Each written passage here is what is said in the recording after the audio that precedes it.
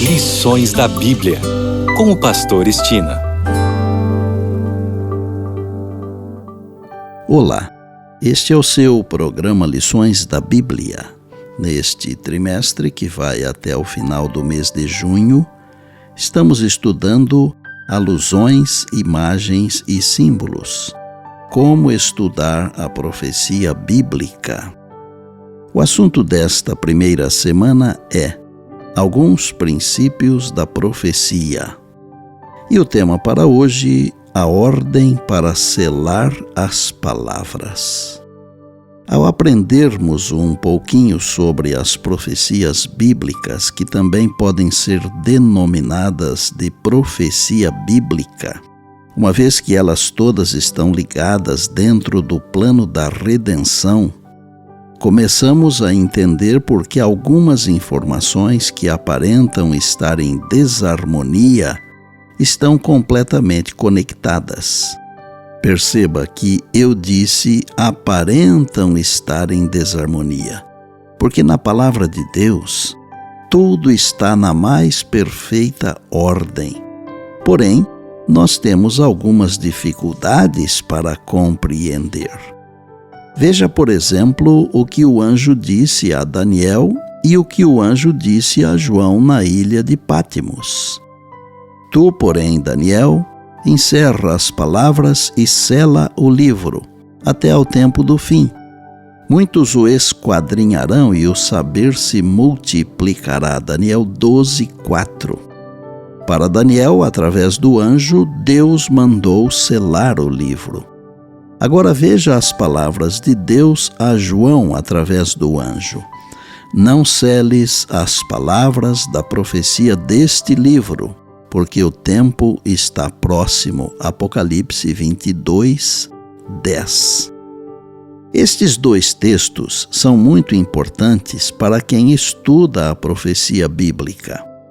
O livro de Daniel, escrito alguns séculos antes do nascimento de Jesus, deveria ser estudado e compreendido no futuro, tempos depois do nascimento de Cristo.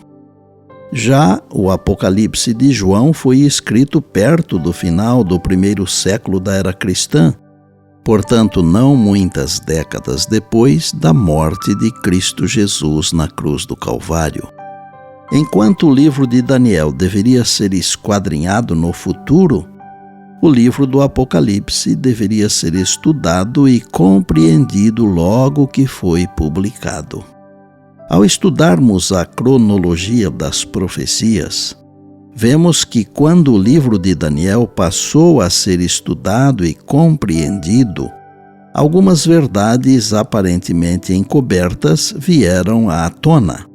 Talvez as mais importantes delas tenham sido uma melhor compreensão das 3 mensagens angélicas de Apocalipse 14, bem como a verdade do santuário.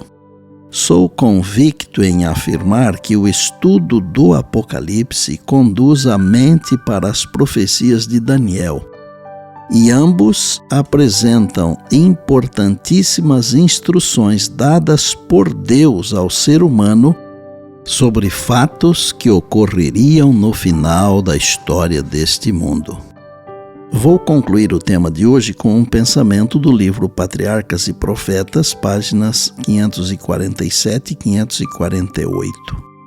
Ao nos aproximarmos do fim da história deste mundo, as profecias registradas por Daniel exigem nossa atenção, uma vez que se relacionam com o tempo em que vivemos. Com elas, devem se ligar os ensinos do último livro do Novo Testamento, que é o Apocalipse. Satanás leva muita gente a crer que as partes proféticas dos escritos de Daniel e João, o revelador do Apocalipse, não possam ser compreendidas. Mas a promessa é clara de que uma bênção especial acompanhará o estudo dessas profecias. Daniel 12:10 diz que os sábios entenderão. E isso foi dito com respeito às visões de Daniel que deveriam ser abertas nos últimos dias. E sobre a revelação que Cristo deu ao seu servo João para guiar o povo de Deus ao longo dos séculos, a promessa é: bem-aventurado aquele que lê, bem-aventurados aqueles que ouvem as palavras da profecia e guardam as coisas nela escritas, pois o tempo está próximo. Apocalipse 1:3.